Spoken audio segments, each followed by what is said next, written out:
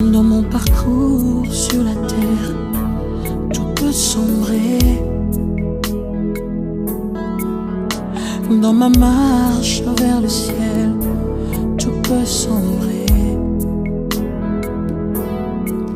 Si la peur met des doutes sur ma route, je chanterai, tu es fidèle. Emmanuel, Emmanuel, Emmanuel, Emmanuel. Dans mon parcours sur la terre, tout peut sombrer. Dans ma marche pour le ciel, tout peut sombrer.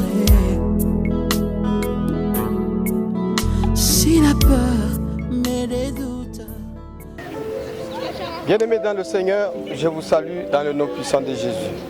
Je suis particulièrement heureux, très ravi de pouvoir partager avec vous l'essentiel de la leçon que nous avons prévue aujourd'hui. Nous sommes toujours dans la série Le manteau sacré. Et aujourd'hui, nous allons parler du rejet du manteau de Dieu. Et pour pouvoir avancer, nous allons lire Romains 5, 12 qui dit « C'est pourquoi, comme par un seul homme, le péché est entré dans le monde, et par le péché la mort, et qu'ainsi la mort s'est répandue sur tous les hommes, parce que tous ont péché. » Nous avons vu dans la leçon précédente que l'homme était couvert par Dieu. Dieu était son manteau sacré. Mais nous avons vu un énigme. Nous nous sommes demandé comment est-ce que l'homme qui était nu n'était pas conscient de sa nudité. Tout simplement parce qu'il était couvert de la gloire divine. Il y avait Dieu qui était la protection. Et comme 1 Corinthiens 1,30 dit que Christ nous a donné sa sagesse, il nous a donné sa justice et il nous a donné son amour.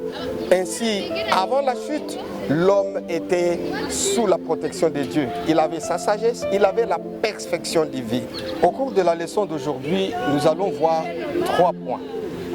Le premier point, nous allons voir comment est-ce que l'homme a rejeté le cœur de Dieu. Le deuxième point, nous verrons que l'homme a désobéi à Dieu.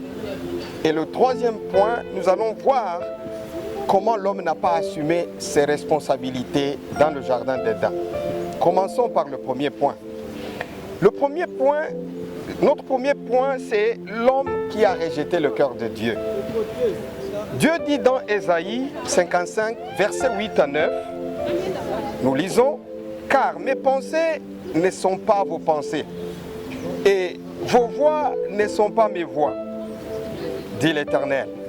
Autant les cieux sont élevés au-dessus de la terre, autant mes voix sont élevées au-dessus de vos voix, et mes pensées au-dessus de vos pensées. » Bien-aimés dans le Seigneur, après que Satan soit précipité du ciel pour la terre, il a apporté une cacophonie dans le jardin d'Éden.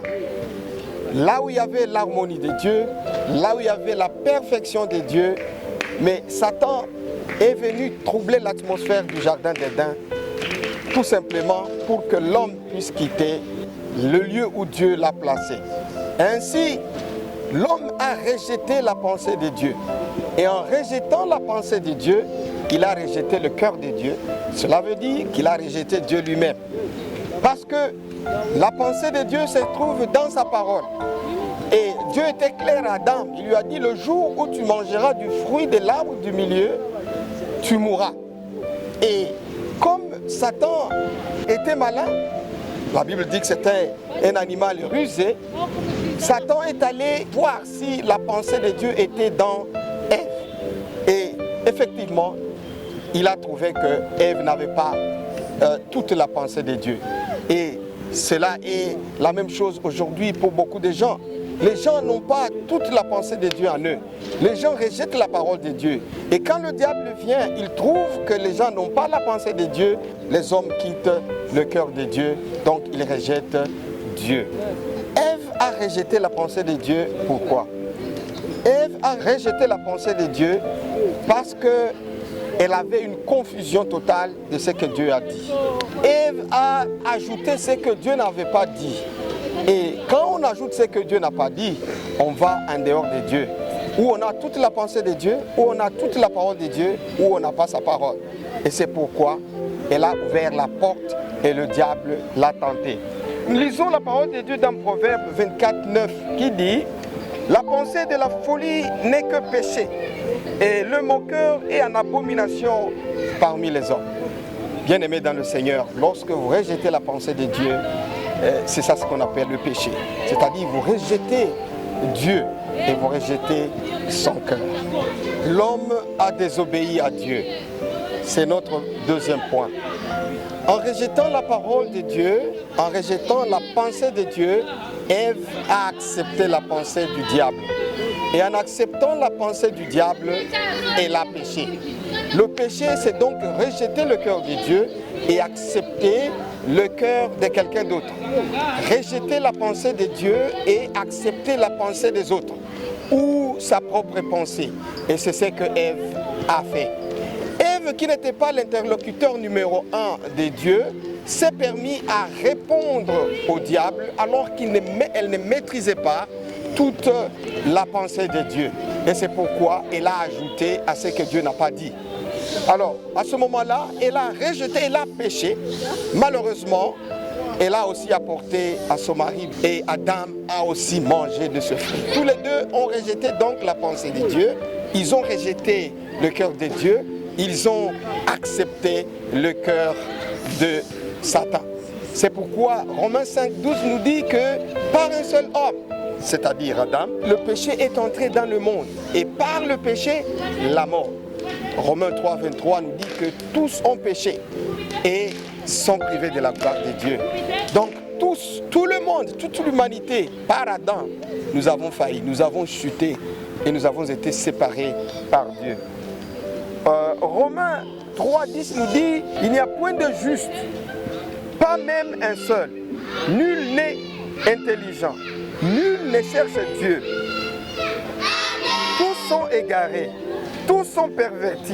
Il n'en est aucun qui fasse le bien, pas même un seul. Mon frère, ma soeur, tu comprends que à travers le péché d'Adam, à travers le péché que nos premiers parents ont commis dans le jardin d'Éden, nous tous, nous avons failli, nous avons chuté. C'est pourquoi personne ne cherche Dieu, personne ne peut être trouvé juste devant Dieu. Notre troisième point va parler de l'homme qui n'a pas assumé ses responsabilités. Après le péché, en voulant établir les responsabilités, Dieu a voulu savoir d'où est venu le péché et pourquoi le péché. Mais malheureusement, la réponse d'Adam et la réponse d'Ève montrent que les deux n'ont pas assumé leurs responsabilités. La parole nous dit que l'homme répondit, « La femme que tu as mise auprès de moi m'a donné de l'arbre et j'en ai mangé. » Et l'Éternel dit à la femme, « Pourquoi as-tu fait cela ?» La femme répondit, « Le serpent m'a séduite et j'en ai mangé. » Voilà comment Adam et Ève n'ont pas assumé leurs responsabilités. Bien-aimés dans le Seigneur, plusieurs fois, nous quittons nos responsabilités, nous abandonnons nos tâches et nous incriminons les autres. Nous accusons les autres, nous pointons le doigt aux autres. Cela montre la qualité de ce que nous sommes, la pourriture. Il n'y a personne qui peut trouver grâce auprès de Dieu de lui-même. C'est pourquoi le péché apporte toujours des justifications. Quand quelqu'un est dans le péché, il cherche toujours à incriminer quelqu'un. Il cherche toujours à justifier, à masquer, à pouvoir mettre de mascarade sur son péché. Mais aujourd'hui, je vous dis, chers frères et sœurs, assumez vos responsabilités. À travers la sainteté de Dieu, il faut vous voir que vous êtes pécheurs. En assumant la responsabilité, on est prêt à crier et à lancer un cri de foi pour que Dieu puisse nous aider. Aujourd'hui, nous allons nous arrêter là-bas Rendez-vous à la leçon prochaine. Et je pense que vous avez compris que Adam a péché et Adam n'a pas assumé ses responsabilités. Si tu es là et tu crois que tu es loin de Dieu, il n'y a pas une couverture, un manteau de Dieu sur toi, reviens au Seigneur. Tu peux lancer un cri de foi. Il a dit, venez à moi vous tous qui peinez, je vous donnerai le repos. Soyez bénis dans le Seigneur. Shalom.